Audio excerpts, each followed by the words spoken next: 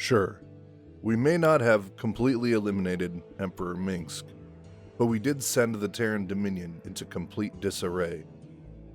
And while we have not 100% secured our spot as the governing power in Terran space, we have been presented with the opportunity to do that eventually. With the Psi Disruptor online and protected, we have been able to utilize its abilities in governing the Zerg swarm. We have brought our fleet into orbit above Char and have been able to take a front row seat in the presence of the second Overmind. Captain, with the Psi Disruptor's signal hampering the Zerg's communications to one another, the swarms over Char have scattered in disarray, allowing the fleet to penetrate to the planet's surface. However, there is still a considerable number of defenders nestled around the fledgling Overmind. The Adjutant confirms that the Psi Disruptor has scattered all Zerg not in direct presence of the Overmind. This gives a fantastic opportunity to eliminate its defenders and pacify the beast.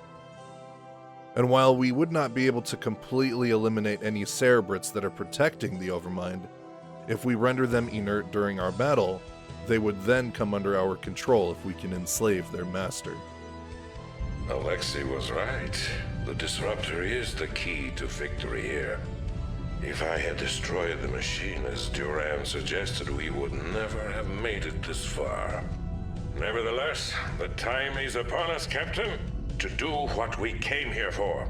We will claim the Overmind in the name of humanity. Dugal is beside himself. Stukov was right. Using this piece of Confederate technology truly was the best course to take for claiming the Zerg in the name of the UED.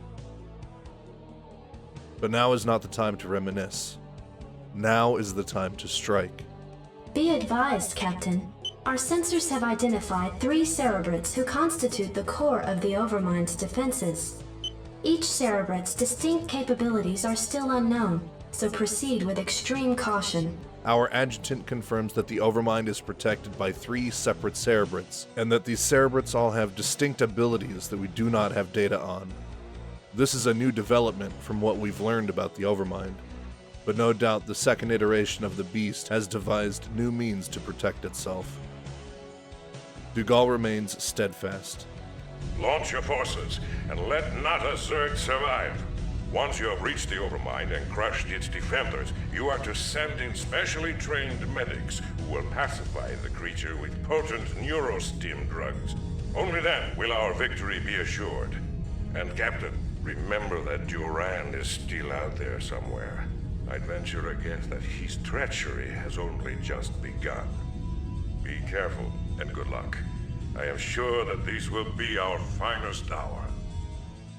We will triumph in what could be our greatest hour. Our advanced medical technology has yielded potent neurostim drugs that should be able to pacify the Zerg monstrosity and solidify our victory. Dugal also warns of the possibility of Duran interfering with our strategy. We don't know the depths of his influence and resources, but we should prepare for anything just to be safe.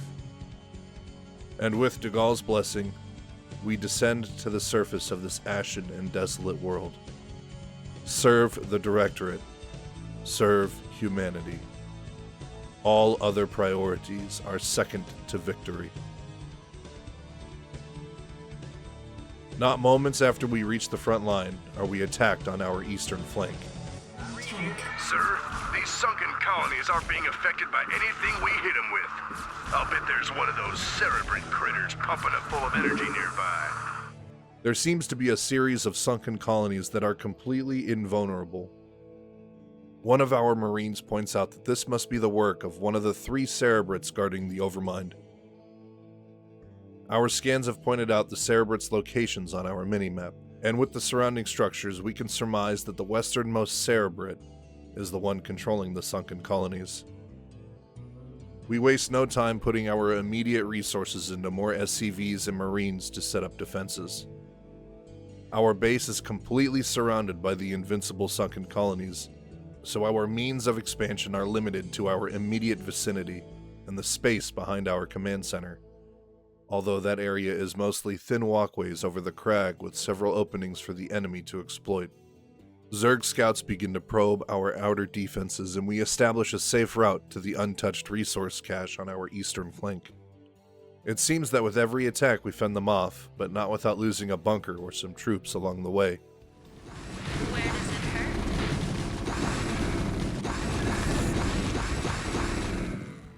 Just when we start to feel comfortable, a terrible roar echoes from across the battlefield. I read you.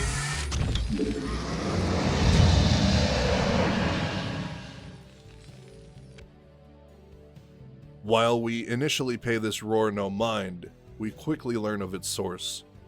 A titanic Ultralisk crashes into our defenses, stronger and hardier than any Ultralisk faced thus far, and it decimates our front line.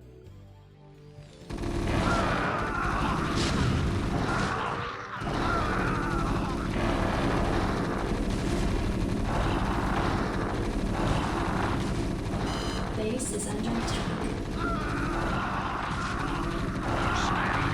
Go, go, go. Let's move. Base is under attack. Report for duty. Ready to roll out. Move it. Piece of me, boy. Your forces are under attack.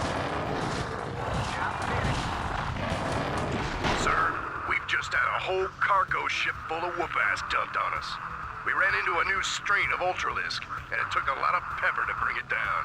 To top it all off, our recon squad reports that the critter's been reincarnated by a nearby cerebrid, and it's on its way back for more. Several structures and soldiers are butchered at its feet before our tanks eventually bring it down. With one cerebrid supplying the invincible sunken colonies, and another consistently regenerating the Torask, we will have to use the space we are given to create an adequate defensive line to fend off such a monstrous foe.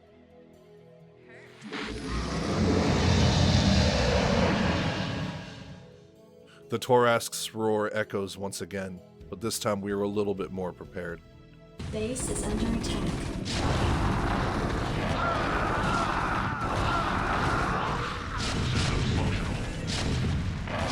Piece of me, boy.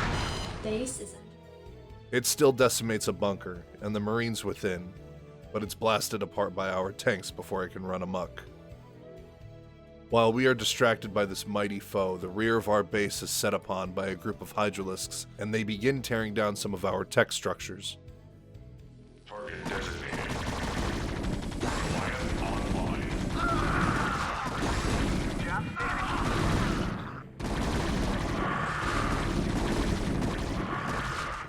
Base is under attack. The Torask returns a third time.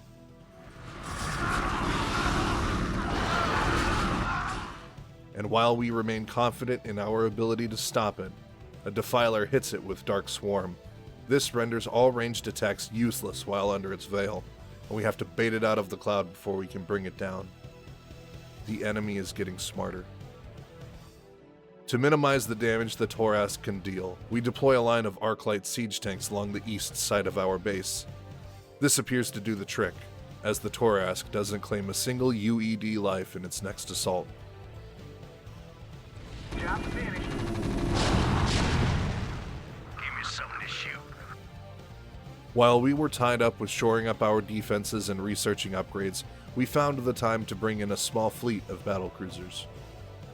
We purposed these flying fortresses with eliminating the cerebrid controlling the sunken colonies. Confirmed. Target designated. Orders, Captain? Taking caution to receive as little damage as possible to our battlecruisers, we focus fire on each enemy that approaches and eliminate the Overmind's exalted minion without losing a single ship.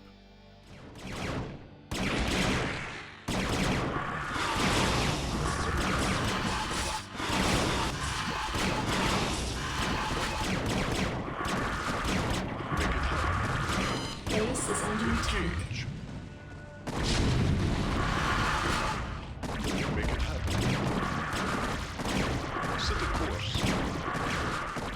Take it slow. Set a course. Take it slow. base is under attack. Sir, this Cerebrit's been whacked. We shouldn't have any more trouble with those sunken colonies. The Cerebrit's death renders all Zerg under its command inert, giving us a massive reprieve for the time being. As we clean up this side of the battlefield, we find not one, not two, but 3 separate resource caches that are ripe for the taking, making this an important area to expand into as we begin to run low on resources near both of our command centers. As we start construction for a new base, the Torask appears and begins to snuff out any efforts of expanding for the time. Receiving transmission.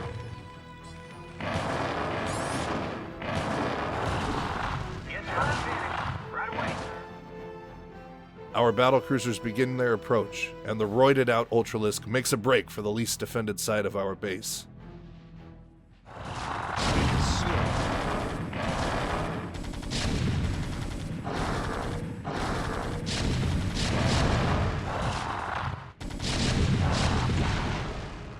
Good day, Commander.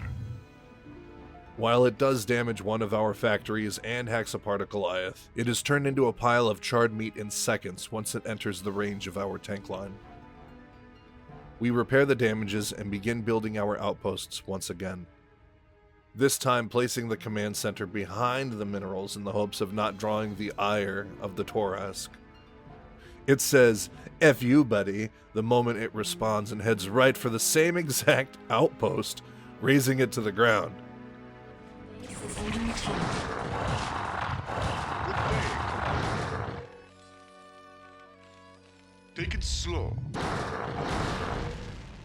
We decide that this specific resource cache is cursed, and leave it be for now. With progress back underway, and feeling absolutely fed up with that damn Torask, we instruct our battlecruisers to press on towards its Cerebrit. Moving forward at a glacial pace, our warships dismantle the Zerg defenses slowly and methodically. Base is under attack.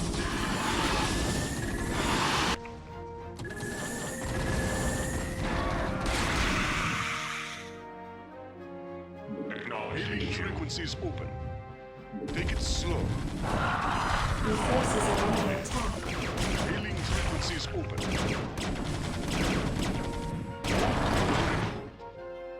The Cerebrit sends any available unit to stop our fleet, even sending out Devourers, but our patience works to our benefit, and we only claim more ground in enemy territory. Frequencies open. Take it slow. Make it Base is under attack. Channel open. all crews report. Receiving transmission. Set a course. Make it happen. Set a course. Take it slow.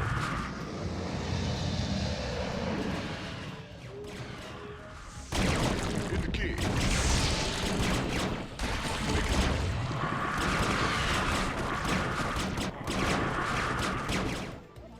We eventually get the Cerebrit in our vision and target it with all Yamato guns at our disposal, vaporizing the giant slug in an instant.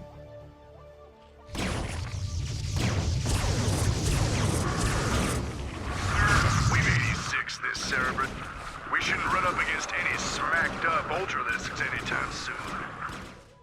With the Torask no longer an issue, we send all of our tanks up the line to set up a kill box outside of the exit of the last Cerebrit's base, and claim another resource cache to fill our already brimming coffers.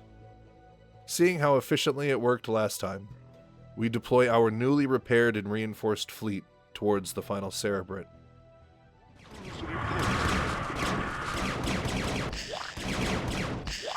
Make it happen. Engage. Make it happen. While this Cerebrit controls a number of infested command centers, it doesn't get much of an opportunity to use them, as it is absolutely melted by Yamato blasts. Take it slow.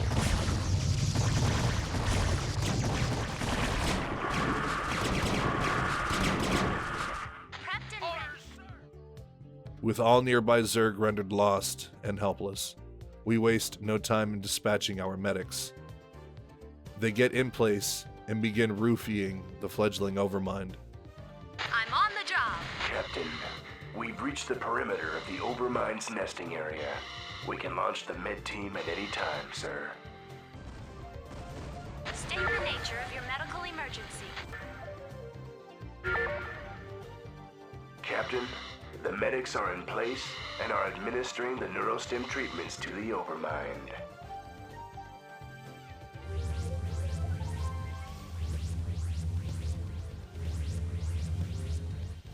Just as our victory is assured, a third party of zerg is spotted entering the battlefield.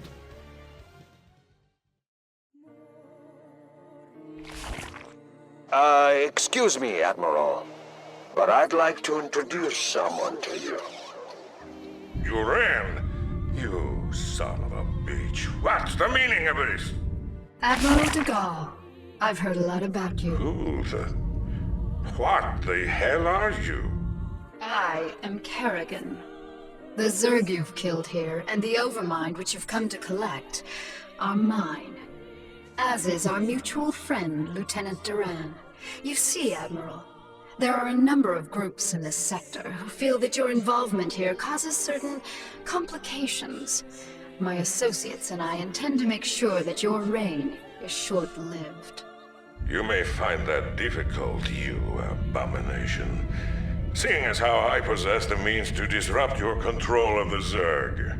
Ah, you're referring to your vaunted Psi Disruptor. It won't last you forever, Admiral. Sooner or later, I'll destroy it. Then I'll show you what the Zerg are really capable of. Oh, and by the way, Admiral, your friend Stukov was twice the man you are. I'm glad you saved me the trouble of having to kill him.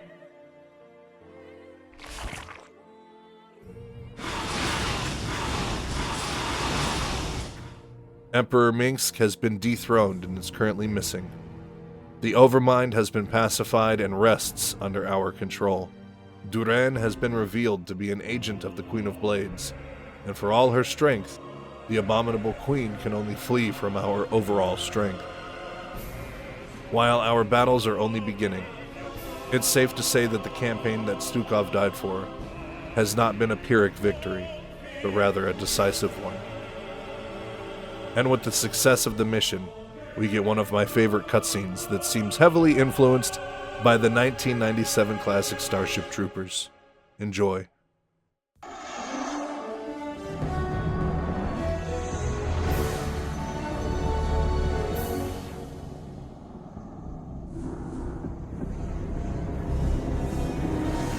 Zerg! The very mention of this terrifying race once brought fear to all who heard it. But now we can all rest easy as our own forces now occupy their very homeworld of Char. Months have passed since our initial confrontation with the Zerg, and now Directorate forces have taken control of the planet Char, long since rumored to cradle the malevolent Overmind of the Zerg. The Overmind itself, an enormous living brain-like entity, dictates control of all the myriad Zerg forces, and it was believed to be planning an invasion of the Earth itself. Once on the offensive, our highly trained Directorate forces were more than a match for the beast-like Zerg. Even their fiercest warrior breed could not defeat the greatest military technology in the galaxy. The Zerg forces on Char were completely decimated and their losses were tallied in the millions. But all wars have casualties, and while Directorate losses were minimal, the fleet's Vice Admiral Stukov gave his life during the final valiant assault on Char.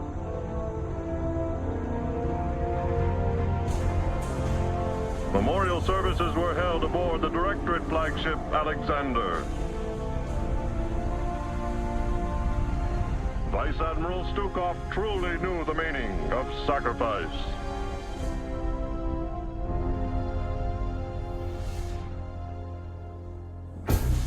Yet his sacrifice was not in vain. The Overmind itself was the prize of the battle. Even now, Directorate psychics and powerful drugs are keeping the creature pacified.